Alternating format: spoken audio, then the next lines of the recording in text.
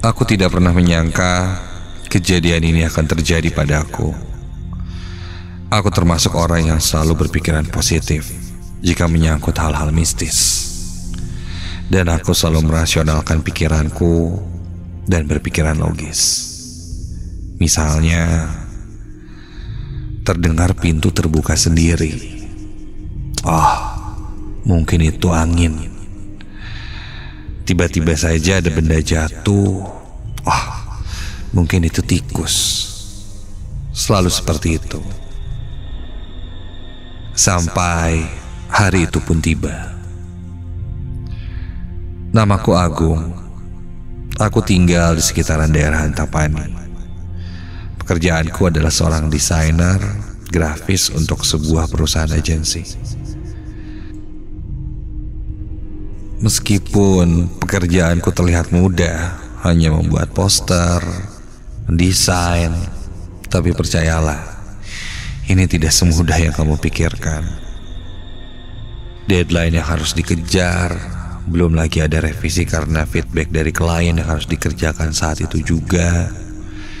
Atasanku yang menunggu hasil revisian dan terus mengomel, atau bahkan WA aku yang banyak notifikasi dikejar kerja. Mau mengeluh pun tidak bisa.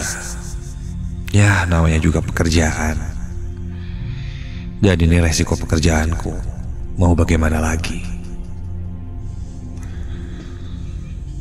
Sebenarnya ada hal yang seharusnya memudahkanku, yaitu dengan mempunyai laptop atau komputer di rumah. Namun karena masalah ekonomi ketika itu, aku harus menjualnya. Sehingga kini, jika ada revisi atau pekerjaan mendadak, maka membuatku harus kembali ke kantor. Karena semua aset dan lainnya ada di komputer kantor. Dan kantorku berada di sekitaran daerah Setiabudi. Ya, lumayan jauh dari rumahku. Sampailah pada hari itu. Aku ingat saat itu hari Kamis, malam Jumat. Ketika aku baru saja sampai di rumah, selesai makan malam,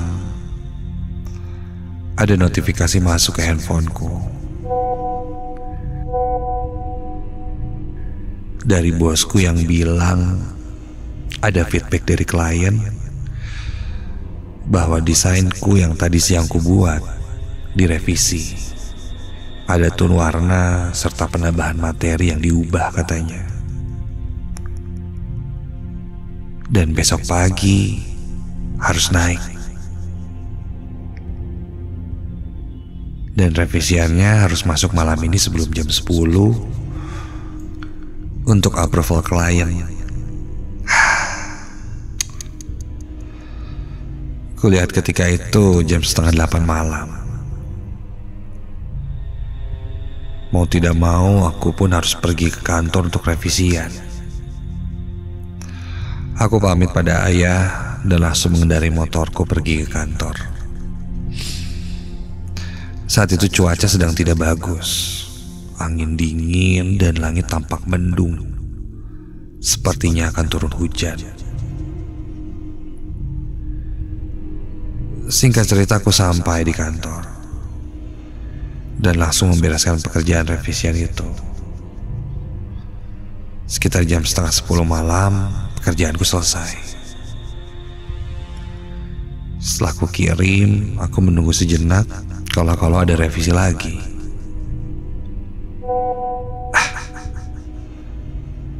Ada pesan masuk. Dan ketika ku baca notifikasinya, itu dari bosku yang bilang tidak ada revisi lagi, sudah oke. Syukurlah, sekarang aku bisa pulang. Oke. Aku pun lalu buru-buru pulang karena ketika itu kulihat gerimis sudah mulai turun. Sebelum akhirnya hujan besar, aku pun segera tancap gas motorku.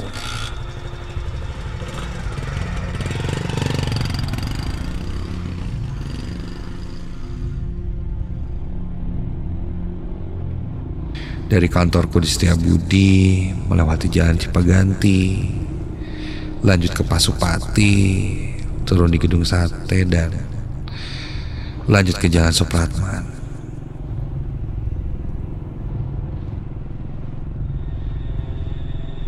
Jalan ketika itu sangat sepi. Hampir tidak ada kendaraan yang lewat. Padahal saat itu masih jam 10 malam. Cukup aneh, tapi ya sudahlah. Aku lanjut mengendarai motorku sampai di depan sana. Aku melihat ada seorang bapak-bapak memakai kemeja, celana panjang, warnanya tidak terang, agak gelap, sedang sibuk di sisi trotoar jalan, berdiri membungkuk membelakangiku, seperti sedang mencari-cari sesuatu.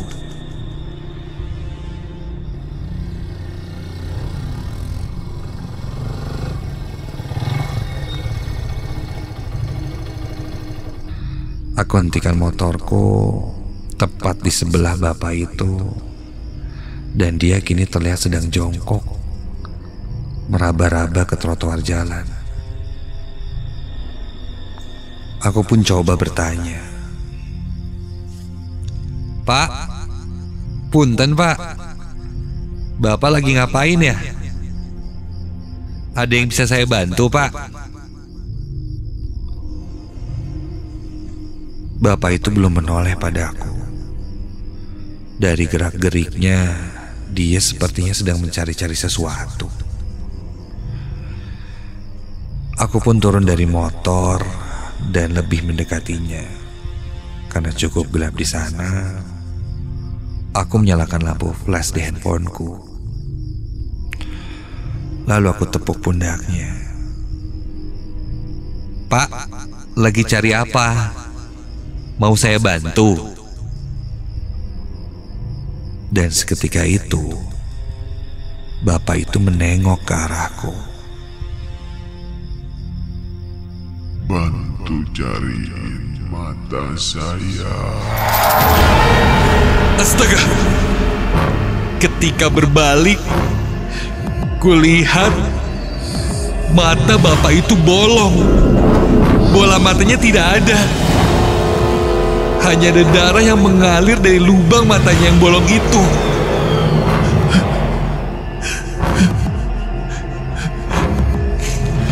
Tangannya berusaha menggapai-gapai badanku, mencoba berdiri dan meraihku. Kontan aku langsung loncat menjauh dan langsung menaiki kembali motorku.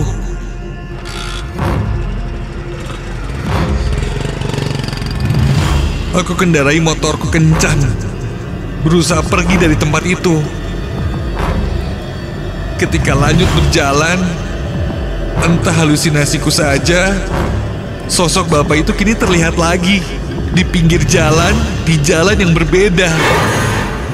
Berdiri kaku dengan bola matanya yang bolong.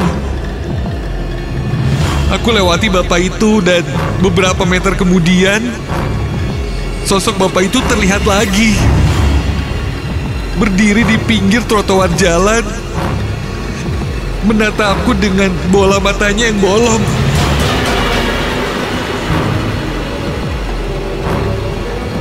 Sampai 3 kali aku lihat sosok bapak itu berdiri di pinggir jalan yang berbeda.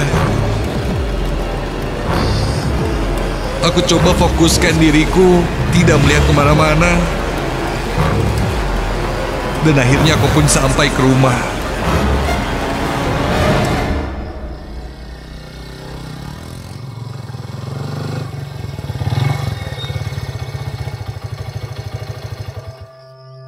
Buru-buru aku masuk ke dalam rumah, lari ke kamar. Dan ketika itu ayahku yang membukakan pintu sempat kaget melihatku panik. Dan dia sempat bertanya kenapa. Namun aku tidak menjawabnya. Badanku gemetar. Wajah bapak itu masih terbayang di kepalaku. membuat kepalaku jadi pusing dan semakin lama semakin berat. Hingga aku pun tertidur.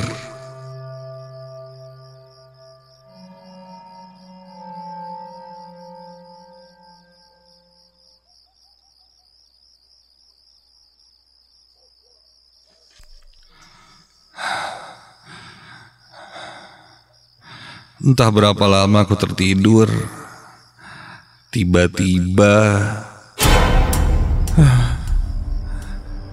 aku merasakan ada jari seperti jempol yang memegang bola mataku. Rasanya seperti mimpi tapi terasa nyata.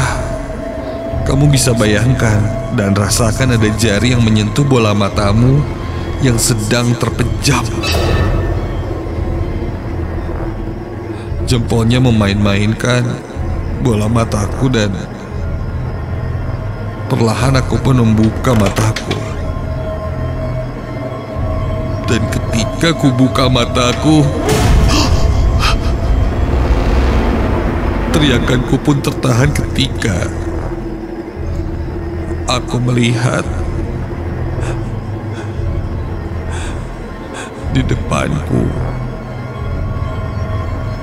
sosok bapak dengan mata yang bolong itu sedang duduk melihat ke arahku, dan kedua tangannya memegang pipiku dan jempol matanya di mataku. Wajahnya seakan mencari-cari wajahku dan berkata, "Katanya mau bantu cariin mata saya."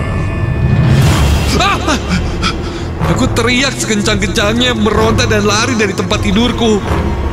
Ketika keluar kamar dan kulihat lagi, sosok itu sudah tidak ada.